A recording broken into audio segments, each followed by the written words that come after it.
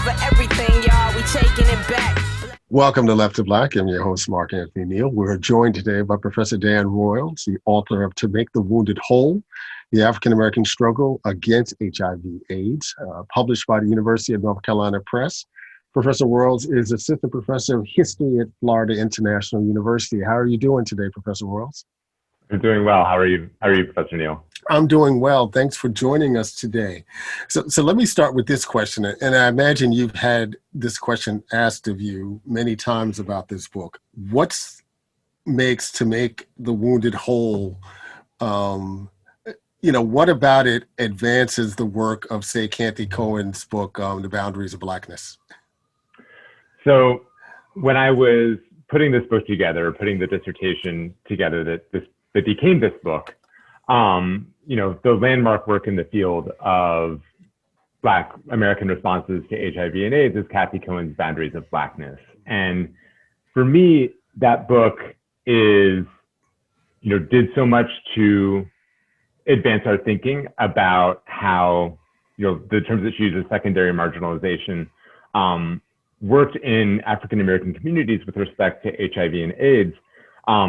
But one of the things that I saw there was a need to add to the conversation was a more kind of grassroots perspective in a variety of places around the country, because the Boundaries of Blackness is so much about the failure of the main institutions in Black communities, of churches, newspapers, the NAACP, the Urban League, their kind of failure to respond to HIV and AIDS in an effective way.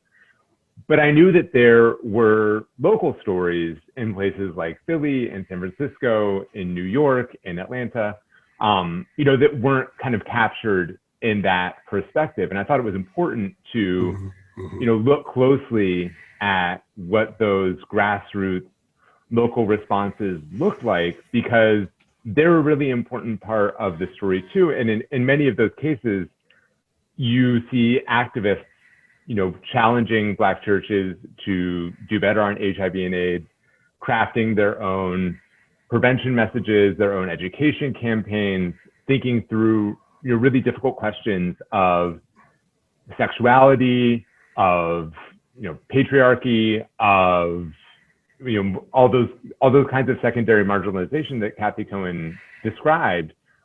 People are really grappling with those on the ground from a very early date, from very early on in the epidemic. And so, I wanted to add those stories to the conversation. I see this book, to kind of put a button on it, I see this book as building on Cathy Cohen's work, in ways that I hope are productive. Yeah, I think there's a way that Boundaries of Blackness offers a kind of macro assessment of what's happening, and you're dealing with more intricacies, particularly at the grassroots levels with particular, activists who are involved in the process. Even with the point that you begin the conversation with Belle Glade as kind of a ground zero for HIV/AIDS in Black communities. Expound a little bit upon that. I mean, you suggest that it's a harbinger, right, for everything that we would see, for the next 35 years around this conversation. Mm-hmm. I wanted to start the book in Belle Glade because, as you said, it is such a kind of foreshadowing of what is to come. And so, for those who are unfamiliar, Belle Glade is an agricultural community in South Florida, but inland a little bit on the shores of Lake Okeechobee. And it's an impoverished place, and it's one that sees its population swell during the harvesting season as a lot of migrant workers come in, not only from other parts of the U.S. South, but from the Caribbean as well. And so, with that kind of, casual, dislocated labor, you see a lot of the things that you see in other places where people's lives are uprooted or disrupted or contingent, so drug use, sex work. And this is a place where in 1986 or 87, when they discovered that there was a really significant HIV outbreak in Belle Glade that it had the highest incidence, I think, of either HIV or AIDS per capita in the United States. And, this is a community that is predominantly African American, and, and the outbreak was primarily heterosexual in nature. So, all of these things that we would see kind of later on become key features of the narrative of the quote unquote changing face of AIDS were there in 1985 and 1986, for those who were paying attention. And it did become a pretty significant, national news story. So, but that I didn't see kind of incorporated into any of the narratives that we have about AIDS in this country. We're always kind of rediscovering that changing face of AIDS narrative. I see that as a feature of something that is presented in kind of journalistic coverage as like, something that we're always kind of rediscovering or coming to a new awareness of, and it's been there the whole time. And so I wanted to start the book in a place that in that way was probably kind of unexpected for a lot of folks, to show, just how long we have known about racial disparities in the epidemic and how severe they are. You build a book around 7 chapters looking at particular activists and their organizations, and really different kinds of activists and very different kinds of organizations. You begin with Rashida Hassan, who's a registered nurse in Philadelphia, who is dealing with a challenge that I think, most folks, Black folks who are living through this moment, remember these tensions. How do you talk about a disease or virus in this case that is impacting upon Black queer identities within the Black community, and how do you talk about it in a way, given the issues of Black respectability and even homophobia that exists within these spaces? And she made a conscious choice, right? She was going to build around their Blackness as opposed to their queerness. Tell a little bit about Rashida Hassan and who she was and what she tried to do in Philadelphia in the late 1980s. Yeah, this was actually the first story in the book that I discovered or that I learned about. I was, a graduate student doing research for a seminar paper on AIDS in Philadelphia, and I came across the story of Rashida Hassan, who, was and is a Black Muslim nurse in Philadelphia. She wears a headscarf, and, coming upon this story in the archive exploded a lot of ideas that I had about what AIDS activism looked like and what AIDS activists looked like, that I wasn't even fully conscious of my having. So I was drawn to the story for that reason. And the situation that Rashida was working in was one that, again, kind of as a historian, was new to me as a story, but I would find was really reflected in cities across the country. And that was, in Philadelphia in the 1980s, you had a downtown gay community, an identifiably gay community in Philadelphia. It's actually called the Gayborhood. And that was in many ways unofficially a white space. It was a segregated gay community where you had all kinds of gatekeepers at the chief institutions, at gay bars, at bathhouses, where gay men of color and African-American gay men in particular were made to feel, absolutely unwelcome in a whole number of ways. And so you had this racial division within the Philadelphia gay community that then was kind of, ported into AIDS activism, because where did the first AIDS activist groups or, AIDS service organizations come from? They came from those identifiably gay communities that were also normatively white communities. And so there was, there's a kind of absence, a lack of thinking in those organizations about issues around race, about racial disparities in healthcare in general and in the epidemic in particular. And then in terms of responses, how to address that. So there's a lot of suspicion, a lot of mistrust, a lot history around the division between white gay men and black gay men in Philadelphia. And Rashida really stepped into that situation, kind of formulating these responses, these, programs, outreach, education that would, reach black gay men, which in kind of her argument, there was no black gayborhood. There were some black gay bars that she went and as a black Muslim woman with a head covering, went and did condom demonstrations, safer sex demonstrations, in these gay bars.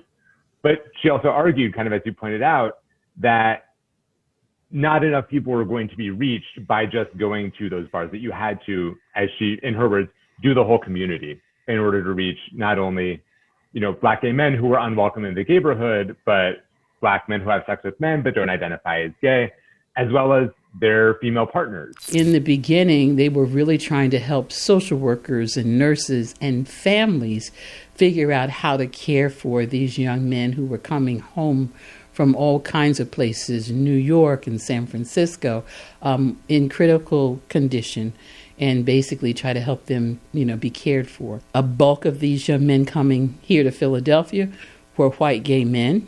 They were relatively well off, and they were a part of an existing community, the gayborhood. Reviewing the statistics, it was showing that, well, now wait, yes, everyone's talking about gay white men all over the United States. Organizations are forming. But where was the activism for communities of color? And there wasn't any. Well, where are black gay men in this mixture? And so what I didn't know, and took me a little while to fully comprehend, was how could you be gay and have prejudices against other gay men when you're already on the outside of the general society? And so it was very confusing to me. But I was invited as the then vice president of the Philadelphia AIDS Task Force to do a speech, to say a few words at that first AIDS walk. And so I gave what was referred to as my Malcolm X speech, but basically it was saying that it was intolerable and unacceptable that black gay men would be subjugated essentially in this epidemic as though they did not exist, and yet you're partnering with them, you have them in your clubs for convenience, and then you go to your fabulous Center City gay community apartments and they have to come back to the neighborhood. From that presentation in the park with all of those mixtures of people, gay men, black and white, Latino, all of them in that park, they came to make Babashi the organization that it is now. To really reach all the people who needed to be reached in Philadelphia. And that was the work that Rashida did through Babashi, one of the first black AIDS service organizations in the country, that started in 1985, which was, really kind of blew up my chronology about what the bigger story is. There have been responses from almost the very beginning. And I think it's really important that we recognize that as historians and as people who are concerned with these kinds of health disparities. I mean, one of the things you mentioned in terms of Hassan's activism and what motivated her in part is that when we talk about these gayborhoods, these white gay men, their enclaves, they were also, being held accountable for issues like gentrification, right, in places in Philadelphia. So it made it easier really to organize around some of these themes that were common themes, right, around in Black communities at the time. It just happened to extend in some ways to Black gay men. If there's a group that we think about from these early days that really still, I think, controls the dominant narrative of early AIDS activism, it's GMAD, right? Gay men of African descent. Whether it's coming through the work of someone like Marlon Riggs and Tongues Untied. This much I know. I was blind to my brother's beauty, and now I see my own. Deaf to the voice that believed we were worth wanting, loving each other. Now I hear. I was mute, tongue-tied, burdened by shadows and silence. Now I speak, and my burden is lightened had a really particular impact on how we think about these things. And their strategy was very different than Hassan's, right? They made the choice that we're Black and we're gay, and we're going to organize around that intersection as opposed to piecemealing it, for lack of a better way to describe it. Mm-hmm. Yeah, one of the things that I thought was so interesting about the work of GMAD and some kind of similar organizations was how much they engaged with an emerging sense of Black gay history. So, they are looking to figures like James Baldwin, Bayard Rustin, to the Harlem Renaissance, to African tradition, to African history, to say, we as Black gay men are here. We have always been here, and so we have had a place in, throughout all these centuries in Black communities, and so we have a place in the contemporary moment too. And the way that they connected that to HIV and AIDS is along the idea that because Black gay men were doubly marginalized in a society that was both deeply racist and deeply homophobic, that they needed that kind of validation, that kind of claim on inclusion, in order to have the psychological resources to protect themselves, to value themselves, in order to not share needles or use condoms, whatever the case may be. But is that engagement with history itself, I thought was really, really interesting, and actually, in some ways is runs throughout different chapters of the book as well. Yeah, and in things that we forget, I mean, the kind of attacks that there were from the conservative right, the political right, on Marlon Riggs and Tongues Untied and project of that sort, in ways in which, the Black gay community, Black queer community really took hits around issues of free speech and freedom of expression that impacted upon Black communities in ways that I think we don't always remember, some 30 years down the road. One of the more fascinating stories in the book, of course, is the story of the Nation of Islam and Chemron.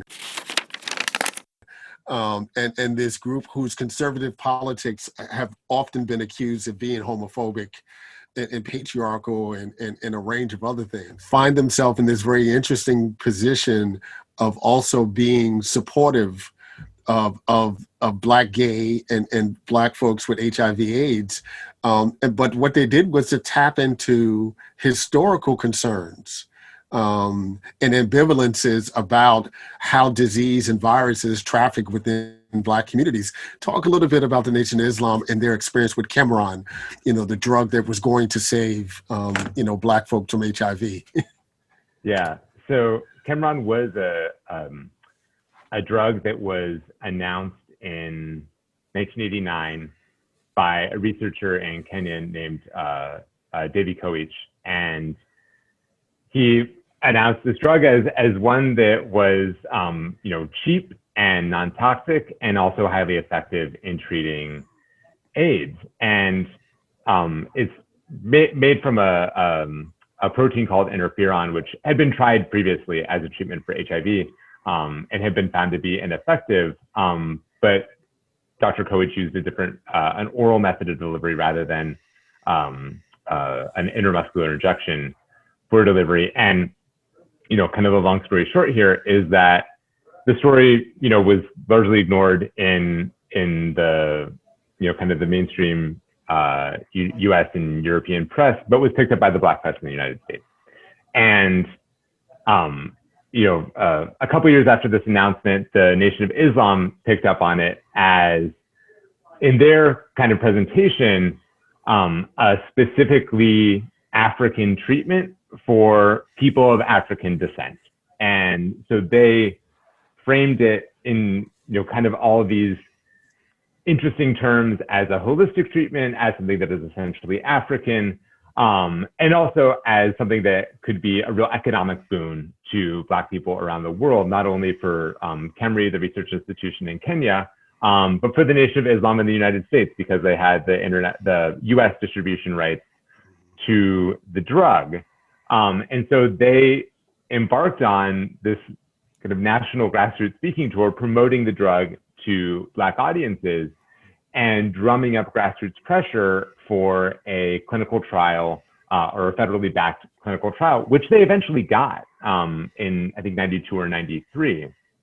The timing for them was bad because that was right about the time that some big clinical trials, international clinical trials of Chemron came out saying that it basically was ineffective. But in the way that the Nation of Islam kind of framed their discussion of Chemron around, Black communities' very valid distrust of medical institutions, of the press in general, of the international scientific community, remembering that this is coming not that long after the revelations of the Tuskegee syphilis trials, along with everything that came before it, and all of the medical mistreatment that Black folks continue to experience.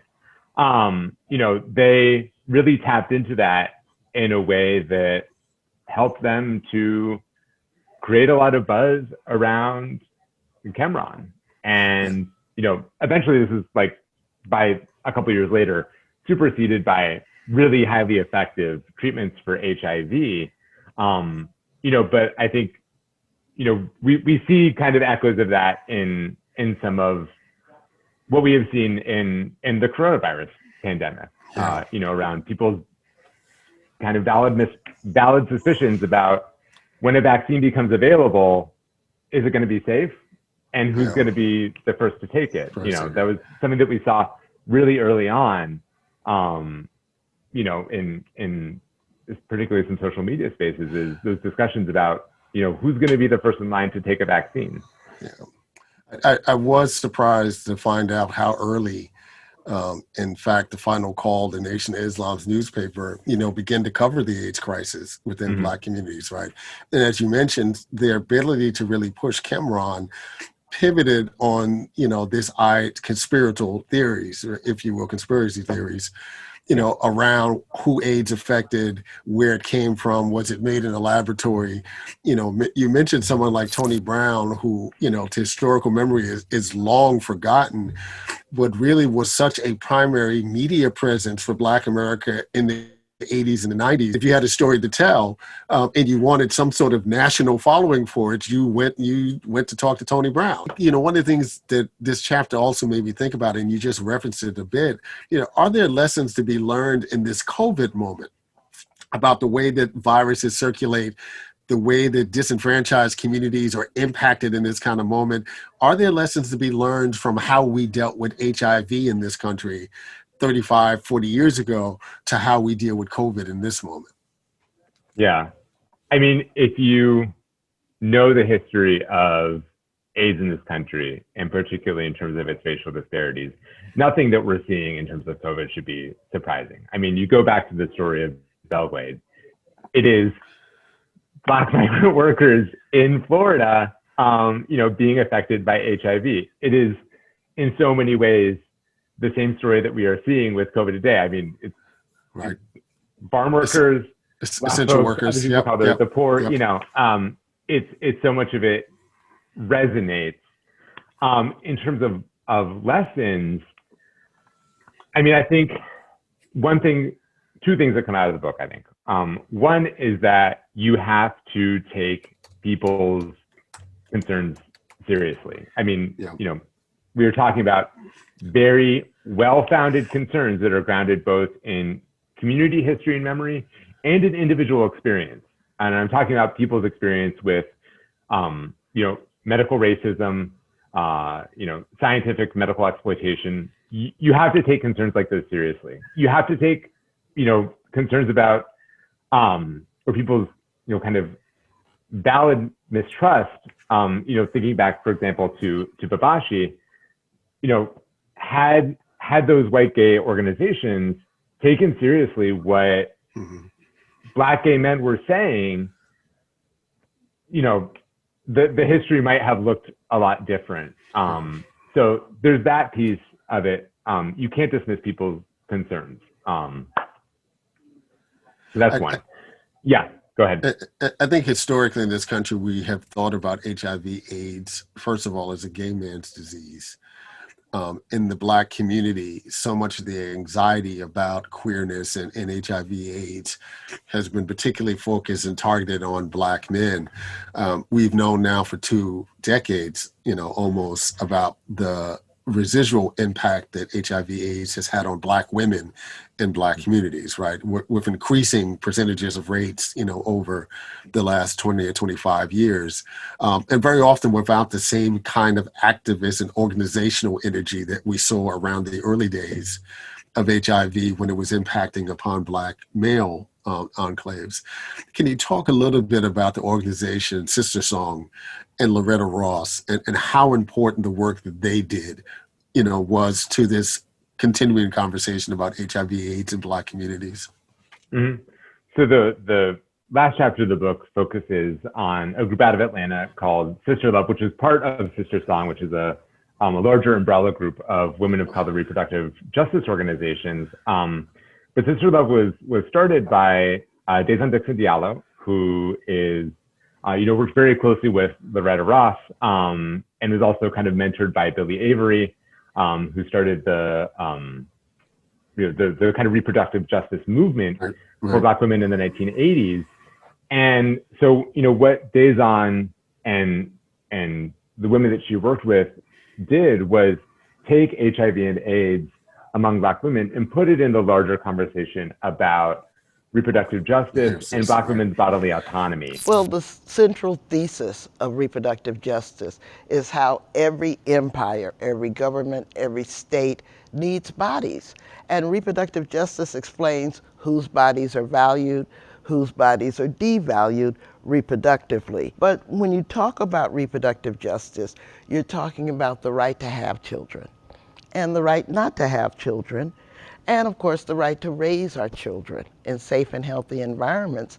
And that brings us into conversation with Black Lives Matter, environmental justice, climate change. And today, Sister Love, takes a kind of self-consciously intersectional approach to HIV/AIDS prevention and treatment among Black women. That's, the language of intersectionality is a language that they use explicitly and deliberately.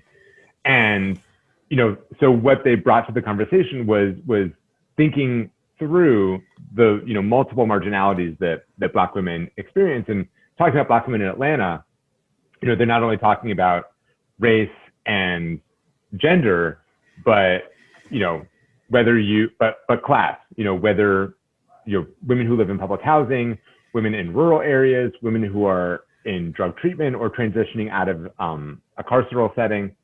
So, thinking through all of the kind of obstacles or barriers that Black women face, when it comes to getting necessary information about how to protect themselves from HIV. And so, they did things, set up a living facility, a housing facility for women with HIV, but also kind of one of their key, I guess, innovations was, a safer sex curriculum for Black women that really emphasized Black women's sexual pleasure. So kind of eroticizing HIV prevention for Black women in a way that resonates with what we see in some of the other groups that GMAD or the National Task Force on AIDS Prevention did, but doing that for Black women specifically in a way that, cuts against the layers or the centuries of, pathologization, of demonization of Black women's sexuality. So, thinking about that kind of, going back to the title, making the wounded whole, all of the wounds that have to be made whole in order for any headway to be made against the epidemic in Black America. Professor Royles, how did you get interested in this subject matter and then embark upon doing this incredible research? It was through that story of Rashida Hassan and Babashi. And again, just because that story to me was so rich and challenging that I wanted to explore it further. I wanted to find other stories like that. So, having found that story in Philadelphia that again was so far outside of what I thought I was going to find in the archives, I figured there have to be other stories like this from around the country. And of course there were. And there are, other stories that have yet to be told that are not in this book. So, that's how I kind of got connected to this set of stories. And one of the things that really kind of carried me through the process of getting this book together was the oral history component of being able to talk to folks, to those who are still around, to listen to their stories, and I hope be able to serve as a steward or a conduit for those stories to reach a much larger audience than they had in the past. We've been joined today by Professor Dan Royles. He's the author to Make the Wounded Whole, the African-American Struggle Against HIV/AIDS, published by the University of North Carolina Press. Professor Royles is an assistant professor of history at Florida International University. Thanks for joining us today. Very glad to be here. Black lights and booze burn when I record for Watts, and every black like Troy Davis who never had a fair shot. All black everything black, culture over everything.